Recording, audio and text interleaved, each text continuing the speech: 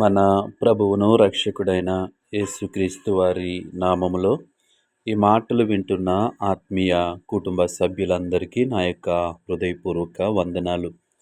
ఈరోజు నా కోసం ఆత్మీయ కార్యక్రమానికి మిమ్మల్ని అందరినీ ప్రేమపూర్వకంగా ఆహ్వానిస్తూ ఉన్నాను. చిన్న ప్రార్థన చేసుకుని ఈ దిన వాక్యాన్ని ధ్యానము చేద్దాం. పరిశుద్ధ ప్రేమగల తండ్రి, గొప్ప దేవుడా, కనికరము గల దేవ, కృపగల దేవ, నీకు వందనాలు, వేలాది స్తోత్రాలు ప్రభువా. నీ కనికరాన్ని బట్టి, నీ కృపను బట్టి ఇంతవరకు మమ్మల్ని సజీవులుగా ఉంచావు. అందుని బట్టి నీకు వందనాలు. ఈ సమయంలో నీ మాటలు వినటానికి ఆశ కలిగి ఉంటుండగా ఉదయకాల సమయంలో నీ వాక్యం ద్వారా మాతో మాట్లాడమని యేసు నామములో అడిగి వేడుకుంటున్నాము పరమ తండ్రి, ఆమేన్. ఈరోజు దేవుని వాక్యము యోహాను సువార్త 5వ అధ్యాయము 24వ వచనము. నా మాట విని నన్ను పంపిని అని అందు విశ్వాసముంచువాడు నిత్య జీవము గలవాడు. ఈ వాక్య భాగాన్ని మనము చూసినట్లయితే, నా మాట విని నన్ను పంపిన వాని అందు విశ్వాసముంచువాడు నిత్య జీవము గలవాడు. ఈరోజు ఈ లోకంలో మనము శరీరానుసారంగా జీవిస్తూ ఉన్నప్పుడు అనేక మాటలు మనం వింటూ ఉంటాం. అనేక మంది చెప్పేటువంటి మాటలు విని వాటిని ఆలోచిస్తూ ఉంటాం. అయితే ఈరోజు ఎవరి మాటలు మనం వినాలి అంటే, నా మాట విని, ఎవరి మాట? దేవుడైనటువంటి యెహోవా మాట, మన ప్రభువును రక్షకుడైన క్రీస్తు యేసు మాట మనము వినువారుగా ఉండాలి.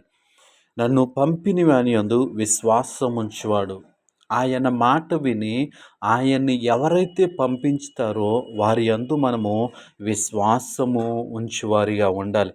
మనము మాట వినటం వల్ల విశ్వాసం వస్తుంది. ఎవరి మాట? ఆయనను గూర్చినటువంటి మాట, ప్రభువును గూర్చినటువంటి మాట మనం వినటం వలన మనకి విశ్వాసం వస్తుందని దేవుని వాక్యము సెలవిస్తూ ఉంది. ఇక్కడ మనం చూసినట్లయితే, నా మాట విని నన్ను పంపిన వాని యందు విశ్వాసముంచువాడు. దేవుని నామానికి మహిమ కలుగునుగాక. ఎవరి యందు విశ్వాసం ఉంచాలి?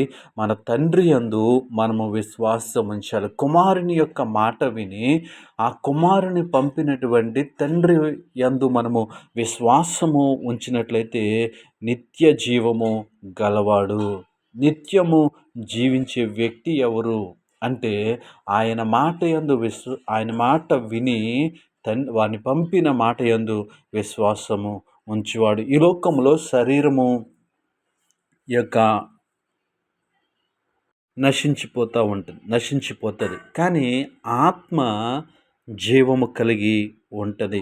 నిత్య జీవము కావాలి అంటే మనము దేవుని యొక్క మాటను వినువారిగా ఉండాలి. వాని పంపిన వాని యందు మనము విశ్వాసం ఉంచాలి. నిజమే, ఈ లోకంలో మనము అనేక మంది మాటలు వింటూ ఉంటాం. ఆ మాటల యందు విశ్వాసం ఉంచుతూ ఉంటాం, కానీ ఆ మాటల్లో ఎక్కడ కూడా యథార్థత మనకి కనిపించదు. ఆ మాటల్లో మనం ఎప్పుడు చూసినా మోసము మనకి కనిపిస్తూ ఉంటుంది. అది మనకి శాపముగా కనిపిస్తూ ఉంటుంది. కానీ దేవుని మాట యందు మనము విశ్వాసం ఉంచినప్పుడు, దేవుని మాట యందు మనము నమ్మిక ఉంచినప్పుడు అది మనకేమి కలుగజేస్తుంది? నిత్య జీవము కలుగజేస్తుంది. దేవుని నామానికి మహిమ కలుగునుగాక. ఈ ఉదయకాల సమయంలో ఈ మాటలు వింటున్న ప్రియ సహోదరి, సహోదరుడా, నీకు నాకు నిత్య జీవము కావాలి అంటే ఆయన మాట విని ఆయన పంపిన వాని యందు మనము విశ్వాసం ఉంచాలని దేవుని వాక్యము తెలియచేస్తూ ఉంది. మన మనుషుల మాట మీద విశ్వాసం ఉంచాం చాలాసార్లు, కానీ అది మనకి శాపాన్ని తెస్తూ ఉంటుంది. అది మనకి అవమానాన్ని తెస్తూ ఉంటుంది. కానీ దేవుని మాట విని ఆయన పంపిన వాని యందు విశ్వాసం ఉంచినట్లయితే మనము నిత్య జీవము కలిగిన వారిగా ఉంటాం. కాబట్టి ఈ మాటలు వింటున్న నీవు నేను ఆయన మాట విని వాని పంపిణీ అని వందు లక్ష్యం ఉంచుదాం. అట్టి కృప దేవుడు మనకి అనుగ్రహించును గాక. ఆమేన్.